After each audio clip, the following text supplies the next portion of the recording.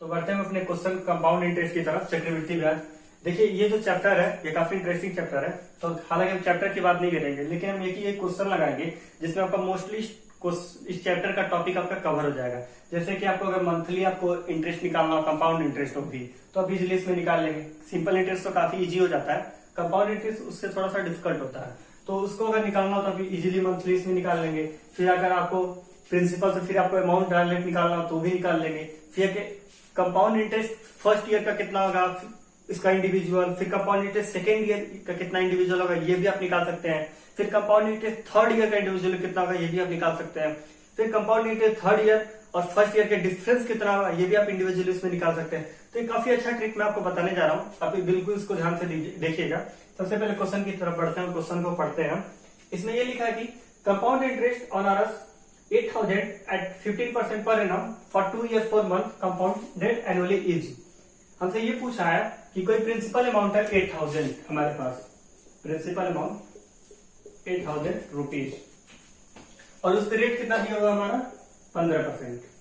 15% का हमारा रेट जो है, और टाइम दिया है हमारा 2 साल 4 महीने, और हमसे पूछ रहा है कि सीआई कितना होगा, मतलब कि कंपाउंड इंटरेस्ट हमारा कितना होगा या फिर चक्रवृद्धि ब्याज हमारा कितना होगा। तो इसको करने के लिए सबसे पहले आप यह ध्यान दीजिएगा, जब भी आपका इस तरह क्वेश्चन आए 2 ईयर 4 मंथ या फिर 5 ईयर 6 मंथ ऐसे कुछ भी आए, तो आप इसको डायरेक्ट सपोज कर लीजिएगा कि ये पूरा कंप्लीट ईयर होगा, जो भी उसका अगला नेक्स्ट ईयर आएगा। जैसे ये आपका कंप्लीट 3 हो जाएगा, आपका 3 ईयर ये आपका कंप्लीट हो जाएगा, आप इसे सपोज कर लीजिएगा। अब वही आपसे अगर गिरा था कि 4 ईयर और 2 मंथ, तो आप उसको सपोज कर लेते हैं 5 ईयर टोटल। तो उसको करने के लिए ये बिल्कुल एक टेबल मेथड से मैं आपको बताऊंगा। तो इसका प्रिंसिपल आपको सबसे पहले यहाँ पे लिख देना 8,000 यूनिट, ठीक है। 8,000 यूनिट के बाद 3 साल है तो 3 साल का हमें ब्याज निकालना पड़ेगा। तो सबसे पहले आप फर्स्ट ईयर का निकालेंगे, फिर आप जो है इसको मैं थोड़ा इधर लिख देता हूं।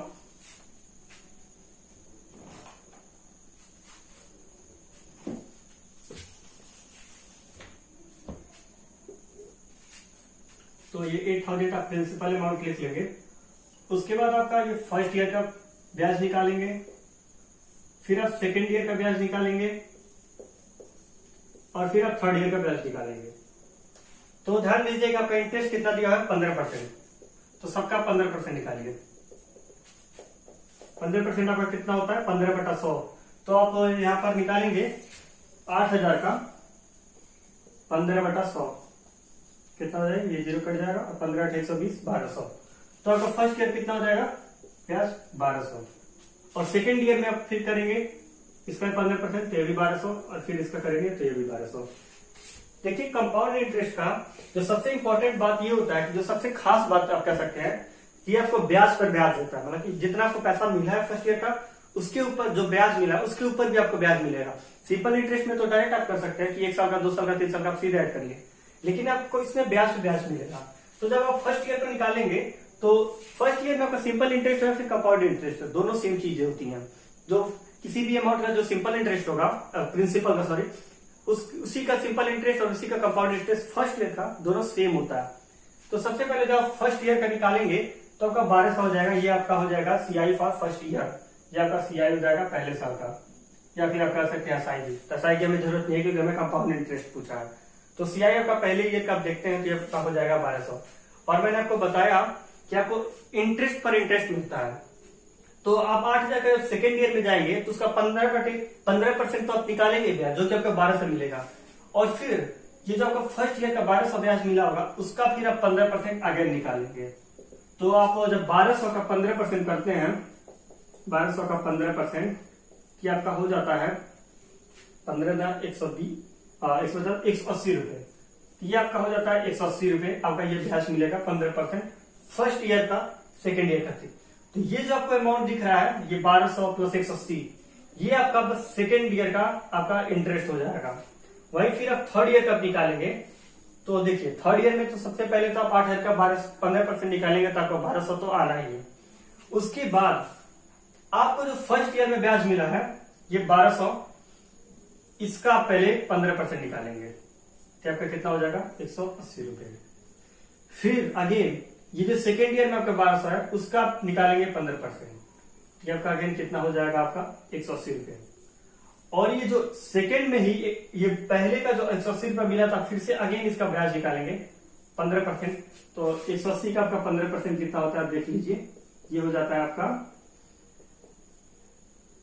27, ये हो जाता है आपका 27 रुपये, ये आपका हो जाएगा 27 रुपये। ठीक है,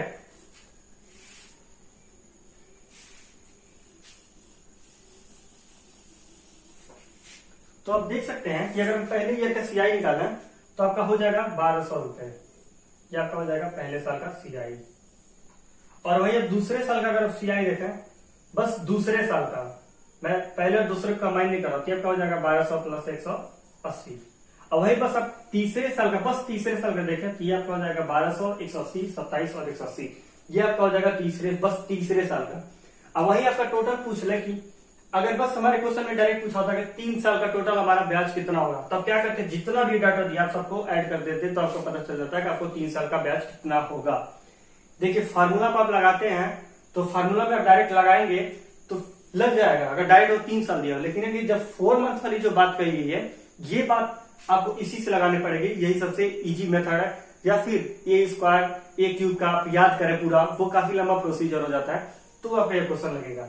तो देखिए आपको क्या करना है, पहले साल दूसरे साल, ये 2 साल का ब्याज तो हमें पता चल गया है, 2 साल का कितना होगा 1200, 1200 और 180, 2400 और 2580 रुपए आपका 2 साल का ब्याज हो जाएगा, ये आपको पता है। लेकिन जो तीसरे साल में जो पहुंचा, मतलब दूसरे और तीसरे के बीच का जो आ रहा है जो 4 महीना, उसमें कितना ब्याज होगा पहले आपको ये जानने की पड़ेगा। तो उसके लिए आप क्या करेंगे, जो आपको थर्ड ईयर में ब्याज मिला है, कितना मिला आपको ब्याज थर्ड ईयर में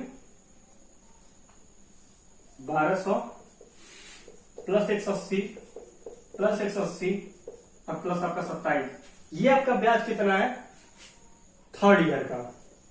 थर्ड ईयर यानी 12 महीने का, 12 मंथ का आपका ये ब्याज मिला है।